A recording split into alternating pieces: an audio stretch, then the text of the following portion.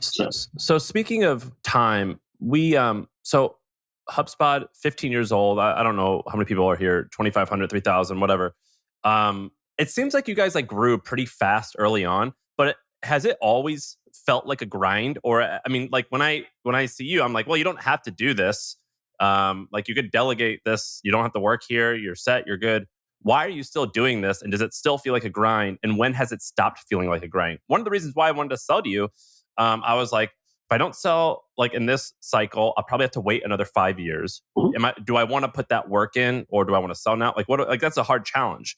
Did you face that? And just walk me through that. Yeah, so a couple of things. It's not widely known, but so Brian and I, as co-founders, we had a kind of heart-to-heart co-founder chat, which I encourage all founders to have, and we had this list of questions we're going to go through, and I've published this on my on my own startups blog.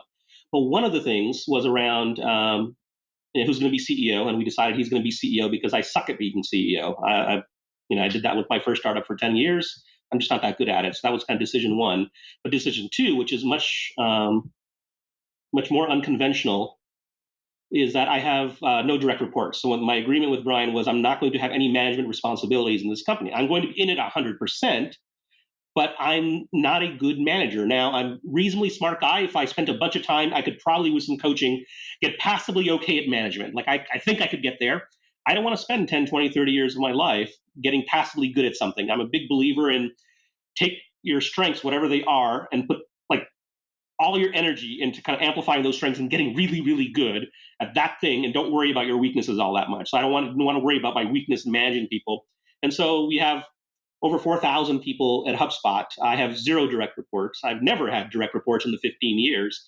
And that is partly what makes it much. I don't think of it as a grind at all. It's completely discretionary and optional for me. Obviously, I have a lot of kind of vested interest in the company, but in terms of the work that I do, and I've sort of whittled down my life at HubSpot. This has been this way for better part of a decade. Is I get it down to like three things I'm going to work on, and that I will change those every few years. For a long time, it was like brand, culture, and what I call boldness, which is the organization taking on enough risk? Because the temptation is always like once you start having customers and revenues are growing, things like that, is just to kind of what we call drag the spreadsheet. It's like, oh, like here are the numbers. This is how it's growing. We're just going to drag the spreadsheet, and the numbers will flow. Basically, is to push the organization so we don't do that.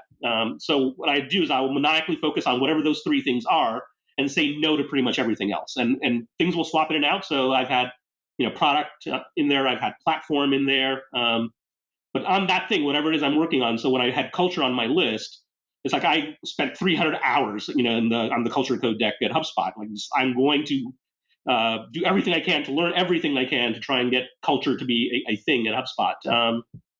And yeah, so I find it enjoyable. I get to kind of pick the things. So my three things are different, from year to year.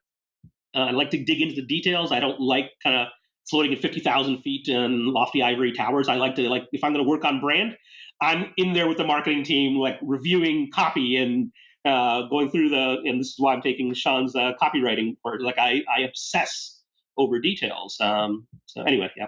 Did you see, Sean, that he's in your power writing course? Yeah, I saw that. I was like, how does this guy have time to do this? This is amazing. I don't know. Well, have you attended? How's it been so far? He talks to me all the time. That's why I'm like, what do you do all day?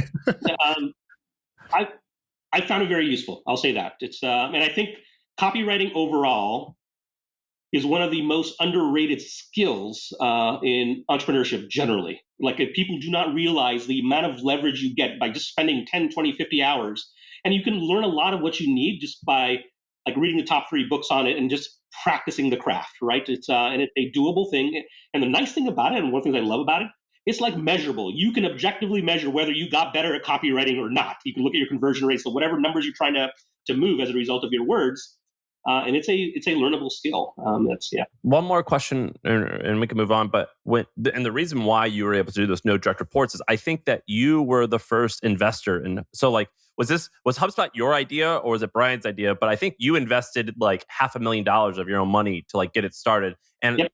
aren't you the largest shareholder of the company? I am. And so the idea of HubSpot is that you have to decouple the two things. So HubSpot was not supposed to happen, and here's what I mean by that. When I sold my last company, I had been running it for 10 years, and working the proverbial entrepreneurial hours as one would expect, right? It was self-funded, bootstrapped. And I promised my wife that I would not do another startup. It's like, okay, well, the one I'm doing, I'm in. I can't not be in. The analogy, I use is it's a little bit like being at like a gaming table in Las Vegas, right? And it's like, and you don't know the rules of the game. This is how startup entrepreneurship works. If you're self-funded, it's like you're at the table, and the only real feedback you get is like sometimes the chips go down, sometimes they go up. You're playing, you're trying to figure out the rules as you go. You don't know, but there's one like cardinal rule is that if you leave the table, whatever chips you have on the table, they're gone. Every now and then the house will come up to you and say, hey, would you like to cash in your chips? They're worth X dollars. And this is the position you were in. So I was like, okay, would you like to sell your company? Here's what someone's willing to pay for it. And if you miss that opportunity, you have no idea when the next opportunity to cash out your chips. And so you keep playing, right? It's like, and so the thing I told my wife is like, I have to keep playing. I did, like, if I chose to get off the table, it's like, I have a lot of investment into this. 100% of our net worth is invested in this. And so then eventually when I sold, that was a decision. It's like, okay, I'm leaving the table, cashing in my chips. I don't have to do this anymore. So that's why I went to grad school. And my plan was go to grad school. So I didn't really get a chance to enjoy undergrad because I was working the whole time through. And I'm going to actually go to grad school, be a real student, apply myself, and not go do anything. How old are you? I was 35, 36, somewhere in that range. Yep. So like a 36-year-old college kid living the yeah, dream. I did. I had a great time. It was awesome. One of the best things I did is go back to grad school for a variety of reasons.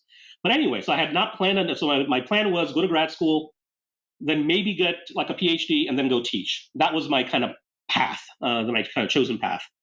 And then I met Brian in grad school, and we both have this kind of shared passion for SMB. We both come from tech, different backgrounds. And so the first decision we made before we even decided what HubSpot was going to be was that the two of us should do a company together. And if like Brian was not going to do a company, there would be no HubSpot, right? So I had registered the domain name. I had kind of noodled on kind of a variety of things, but then we kind of came together and said, let's do this. And by the way, all through grad school, we were noodling on ideas, right? We're like, okay, well, we'll do this. And we had HubSpot. We went to the business plan competitions, wrote a business plan for early versions of HubSpot, which is fun to look at. But the idea came after, like we had kind of narrowed it down to two companies, two paths. One was in marketing, which is what we ended up doing. The other one was like a Oracle for small business, like an ERP, similar to NetSuite, which you folks were talking